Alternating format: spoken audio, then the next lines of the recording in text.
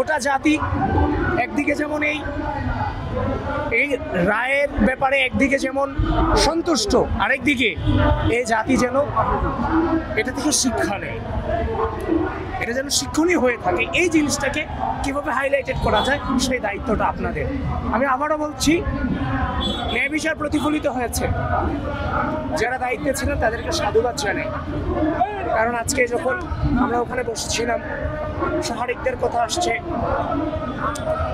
আনাজদের কথা আসছে, যেখানে 5 আগস্ট টাঙ্গারপাড়া আমার সামনেই 2 জন শহীদ হয়েছে, আমাদের মিছিল থেকে, আমাদের বিক্ষোভ থেকে শহীদ হয়েছে 2 জন। সেই আনাজ সাহারিকদের কথা এখানে আসছে। আজকে তো সেখানে আমি আবিদুল ইসলাম খানের কথাও এখানে আসতে পারি, ওইখান থেকে তো আমরা গুনাসলা ফিট করছি 5 আগস্টের পর থেকে।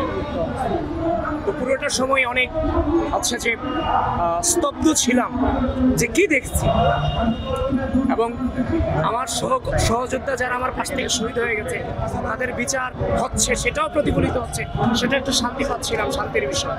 তবে বারবার একটা কথাই বলছি, আমি আনন্দিত নই, আতঙ্কগ্রস্ত, এবং এই রায় থেকে আমরা শিক্ষা নিতে চাই যেন ভবিষ্যতে আমাদের দ্বারা এই ধরনের কোনো ঘটনা না ঘটে।